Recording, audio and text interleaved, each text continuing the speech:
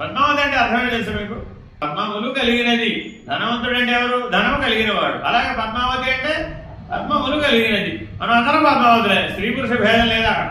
ఎందుకని అందరిలో మూలాధారం నుంచి సహస్రారం దాకా పద్మాల మీద పద్మాలు కాదే.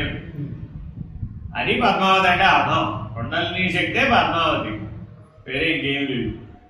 మరి ఇప్పుడు ఈ కుండలిని శక్తి శ్రీనివాసుడిని చేరడం ధర్మమే కాదు.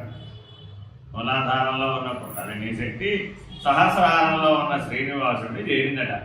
7 కొండలు దిగొచ్చట పాపం అందుకోసం ఏమిటి విడిది చూడండి. పెళ్ళంటే ఏమిటి? ఇప్పుడు సహస్రారంలో ఉన్న కుండలిని శక్తి మూలాధారంలోకి దిగి రావడమే పెళ్ళి.